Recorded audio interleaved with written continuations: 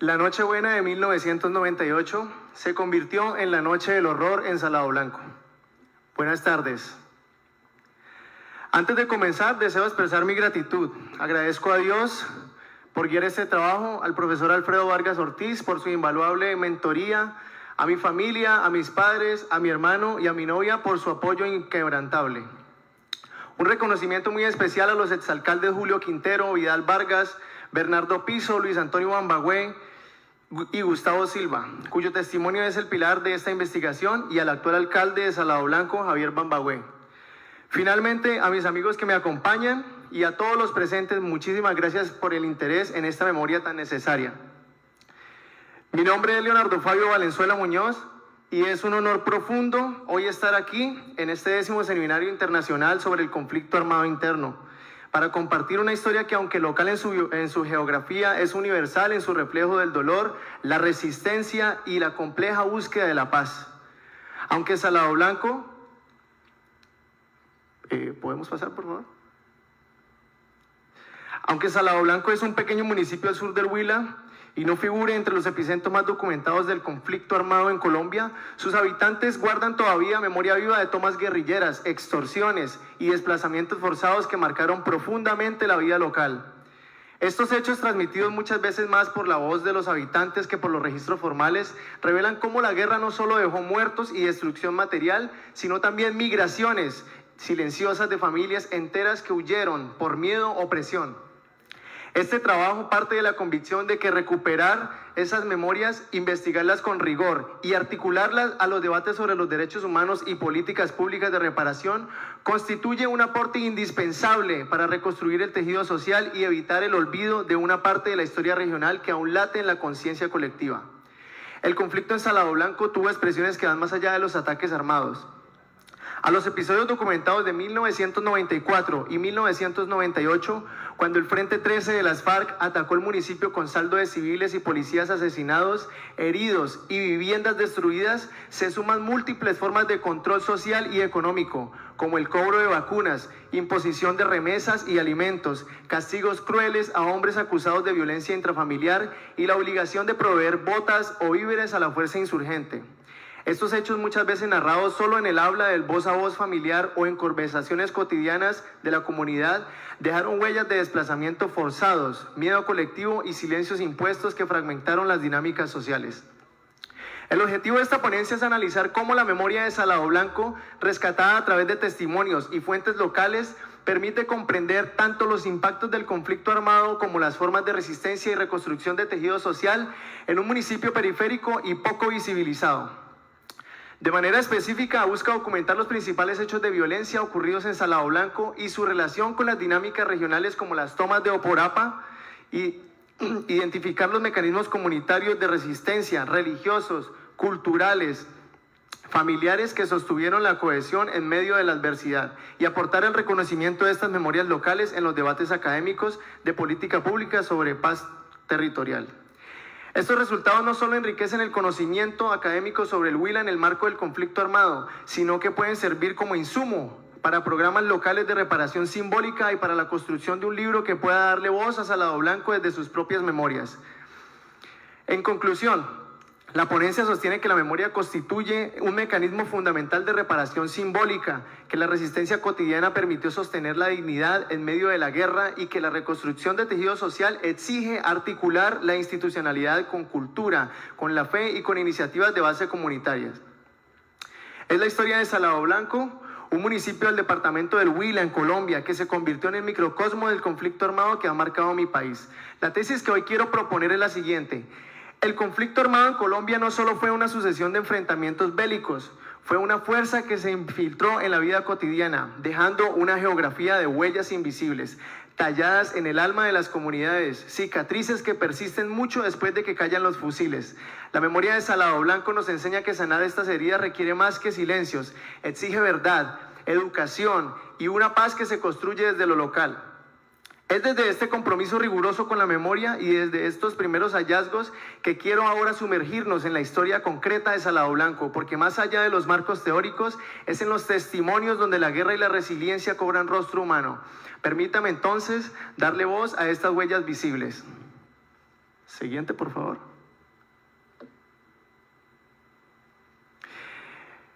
Vamos a iniciar con 3 actos. El primero, escucharemos los ecos del fuego, que son los hechos violentos que definieron una época. El segundo acto, nos adentraremos en la geografía del trauma, las heridas profundas e invisibles en la comunidad y sus líderes. Y finalmente, reflexionaremos sobre el frágil camino de la memoria entre el olvido, la conmemoración y la esperanza de una reconciliación verdadera. Entonces iniciamos pues con los ecos del fuego, la guerra que se volvió cotidiana. La violencia no irrumpió de manera espontánea en Salado Blanco. Fue un proceso de acumulación de poder territorial por parte del Frente 13 de las FARC.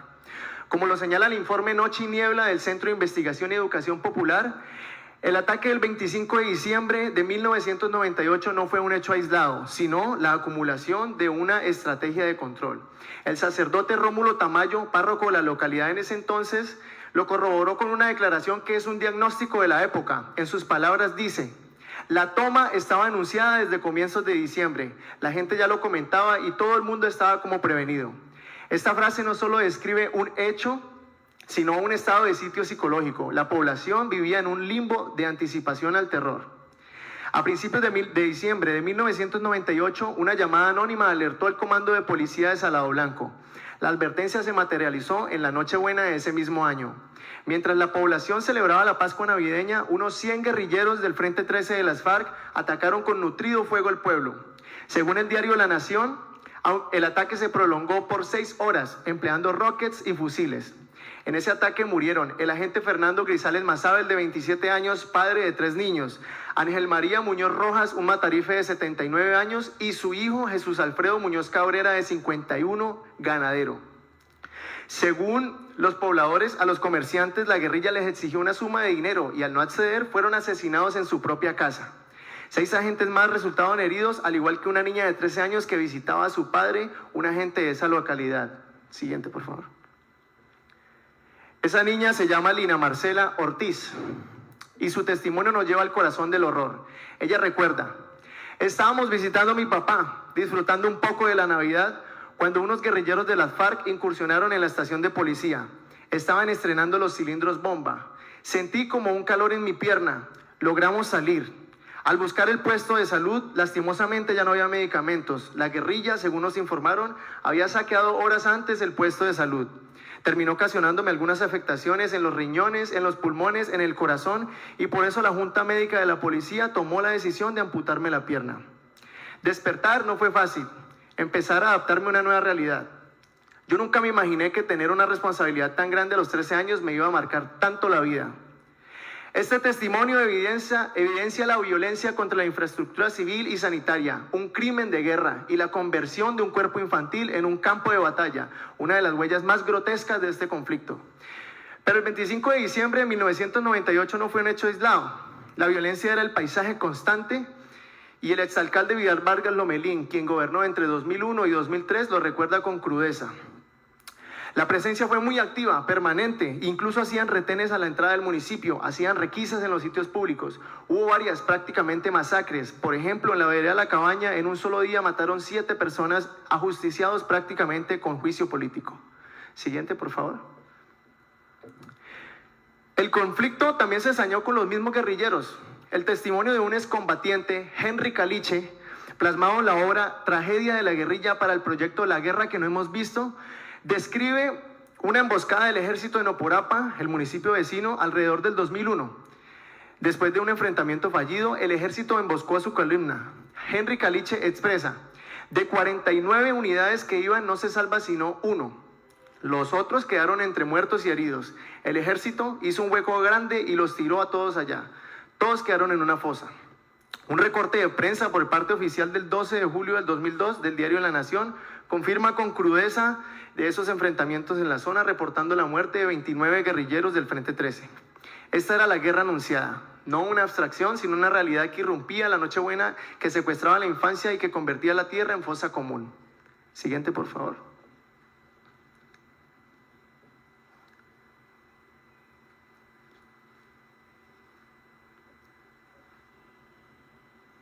Siguiente, por favor. Bueno, Seguimos pues con el segundo tramo de esta ponencia, que es la geografía del trauma y las heridas que no se ven. En la segunda capa de nuestro análisis, pues se adentran las consecuencias estructurales de esta violencia. El impacto en la gobernabilidad local fue devastador. Los testimonios de 2 exalcaldes son elocuentes. Más allá de la destrucción material y la pérdida de vidas, la guerra labró una geografía de trauma invisible en el espíritu de Salado Blanco. Siguiente. El exalcalde Julio Quintero, quien ejerció entre 1998 y 2000, fue secuestrado durante 40 días junto a otros 3 alcaldes de la región. La razón, haber realizado elecciones a pesar de que las FARC la habían prohibido. En sus palabras, Quintero Vargas expresa: el castigo era de cierta forma que el pueblo tenía que decir que había votado, y ese decir era mediante unas firmas. Yo estuve retenido 40 días. Nos tuvieron a nosotros prácticamente jurisdicción Pitalito. Su sucesor, el exalcalde Vidal Vargas, siguiente, vivió una presión constante. Heredó un municipio sin policía, donde la seguridad y la autoridad la ejercía la guerrilla. Su gestión se desarrolló bajo la sombra de una declaratoria de objetivo militar. La consecuencia operativa fue el desplazamiento forzado de la autoridad civil. En sus palabras, Vargas Lomelín expresa: a los 15 días de haberme posesionado, me declararon objetivo militar para las FARC. En los últimos 6 meses tuve que desplazarme a ejercer desde el municipio de Pitalito, precisamente por las constantes amenazas. Esto paralizó la gestión pública, las visitas a las veredas se volvieron esporádicas y requerían un operativo logístico. El contacto con el sector rural se miró muy opacado, confiesa Vargas. Pero el trauma más profundo se grabó en las relaciones sociales. La guerrilla no solo impuso su ley con armas, se insertó en los conflictos vecinales. El exalcalde Vargas Lomelín lo describe con preocupación. Las relaciones y conflictos entre vecinos, entre las mismas familias, acudían a las guerrillas a que ellos dirimieran estos conflictos, lo cual prácticamente marcó mucho a la comunidad porque hubo muchos incidentes que incluso terminaron con violencia. Era una justicia y eso era prácticamente express. Este proceso supuso la erosión total de los mecanismos endógenos de resolución de conflictos y la instauración de un régimen de miedo que envenenó la convivencia, creando rencores que perduran hasta hoy. Y quizá la huella más dolorosa, perdurable, fue el robo del futuro. La guerra se llevó una generación entera. Siguiente. Vidal Vargas lo expresa. La cantidad de jóvenes que se miraron tentados a ingresar a los grupos ilegales, eso fue notorio. Y la inseguridad de muchos jóvenes que tuvieron que también irse del municipio buscando alternativas. La gran mayoría se fueron del municipio. La guerra sí no solo mató a los presentes, sino que también secuestró el potencial de las siguientes generaciones, ya sea por reclutamiento forzado, por el desplazamiento económico y social, generando un vacío demográfico y de capital humano del municipio que aún se resiente.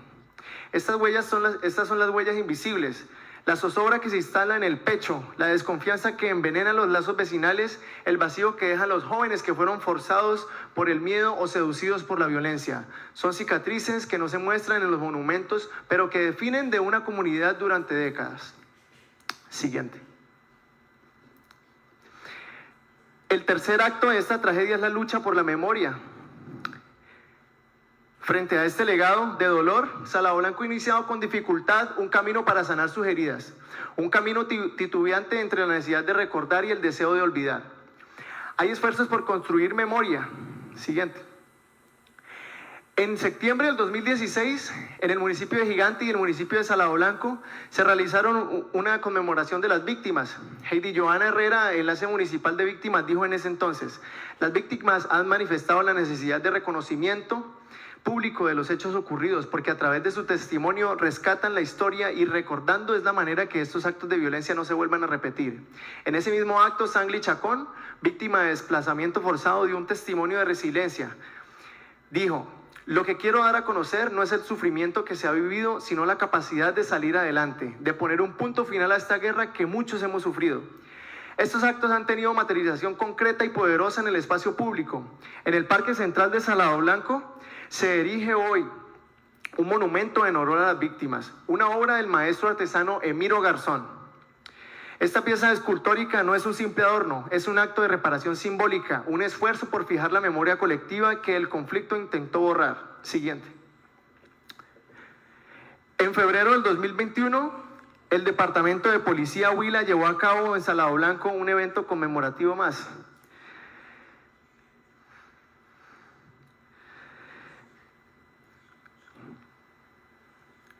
así como lo pueden ver en la imagen. El evento se llamó, atrás. El evento se llamó Reconstruyendo la Memoria, con una ofrenda floral y un minuto de silencio.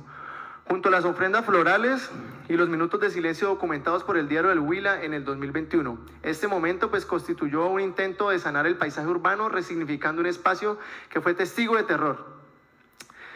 Sin embargo, pues estos actos simbólicos chocan con una realidad obstinada. El fantasma de la violencia no se ha ido del todo.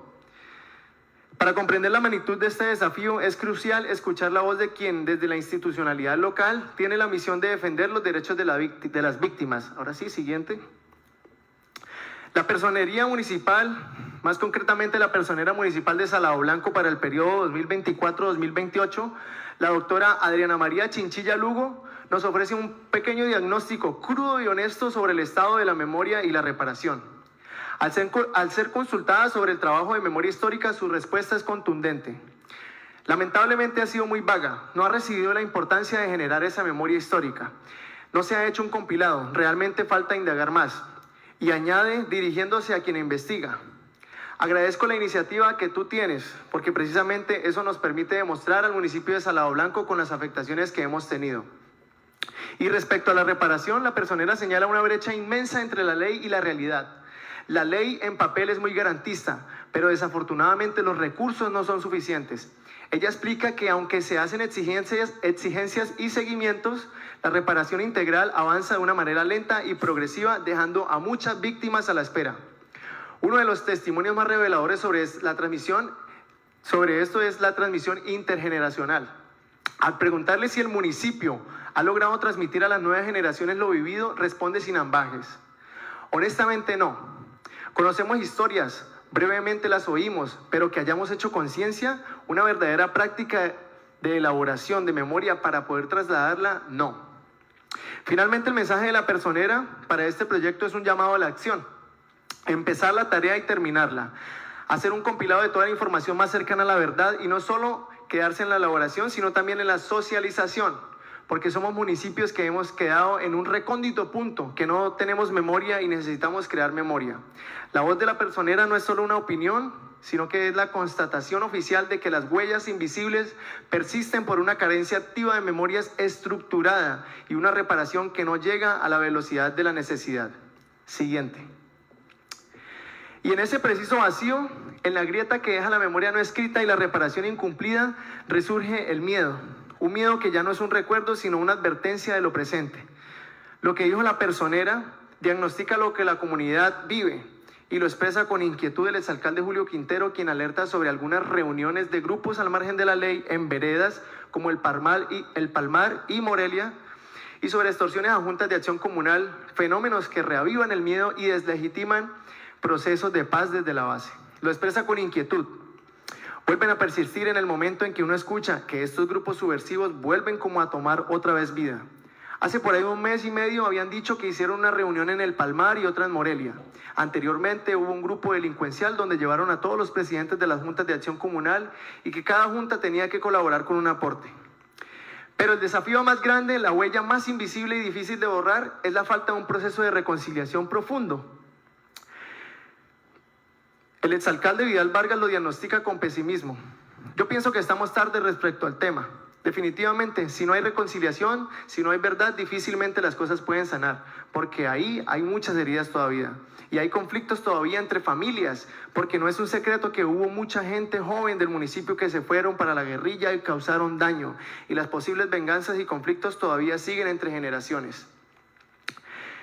Frente a este panorama, el mensaje para las nuevas generaciones se vuelve crucial. Algunos de los exalcaldes expresan de la siguiente manera: siempre hemos dicho que la mayor forma y mejor forma de entender el conflicto armado en Colombia y de poner a analizar las situaciones es la educación. Si logramos que los jóvenes ingresen a estudios superiores, con toda razón van a entender el conflicto y podemos echarle tierra a esta situación. Así que, señoras y señores, a modo de conclusión, la historia de Salado Blanco nos deja 3 lecciones fundamentales para cualquier proceso de posconflicto. La primera es la paz, no solo el silencio de los fusiles, sino que es la capacidad de reconstruir la autoridad legítima y el espacio público. La segunda es que las heridas más difíciles de sanar son las que nos sangran: el trauma, la desconfianza y la fractura del lazo social. Y la tercera, La memoria, para ser terapéutica, debe ser activa, crítica y conducir inexorablemente a la verdad y a la justicia. Monumentos como el del maestro Emiro Garzón son un primer paso vital, pero insuficiente. La investigación que sustenta esta ponencia es solo la punta del iceberg. Los testimonios recogidos, las historias como la vida de Lina Marcela, el análisis de la gobernabilidad local bajo asedio y el estudio del papel del arte público en la reparación simbólica constituyen el germen de una obra mayor aliento. Es por ello que hoy, al concluir, quiero plantar un proyecto que trascienda esta exposición. Mi aspiración es que este análisis se convierta en el primer capítulo de un libro riguroso, conmovedor, que lleve por título provisional Las huellas invisibles, Salado Blanco y la anatomía del conflicto colombiano. Un proyecto que merece el respaldo de una institución comprometida con la memoria y el análisis regional como la editorial Universidad Surcolombiana. Este libro no sería un simple compendio de datos, sino una contribución fundamentada a la bibliografía del conflicto. Un texto que serviría como material de consulta académica y a la vez como un espejo para que las comunidades afectadas se reconozcan y continúen su camino de sanación. Aspiro que la ponencia narrativa y el rigor aquí expuestos sean el camino de sanación. Hoy pongo bajo consideración de esta audiencia y de las instituciones que puedan ver el valor que yo reconozco.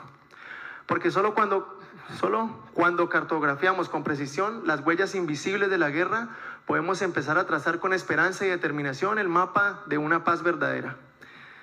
Las huellas invisibles de Salado Blanco son un recordatorio para Colombia y para el mundo que la paz no es un punto final en un acuerdo de paz. La paz es un verbo, es un acto diario de recordar sin odio, de educar para que el horror no se repita y de construir ladrillo a ladrillo las oportunidades que le fueron arrebatadas a una generación. Algunos exalcaldes, y no es por decir todos, imaginan un Salado Blanco, y también los habitantes imaginamos un Salado Blanco reconciliado como un paraíso, porque es un pueblo de gente emprendedora, gente buena. Este paraíso no es inalcanzable, pero requiere que escuchemos estas voces, que honremos su memoria y que entendamos que la paz verdadera no es solo la ausencia de balas, sino la presencia activa de justicia, verdad y oportunidades.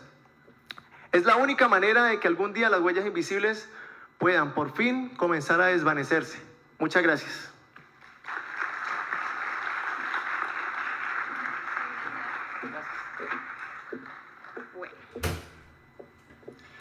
Gracias, Leonardo, por esta ponencia tan necesaria y valiente. Es un recordatorio de que la academia también debe escuchar a las comunidades.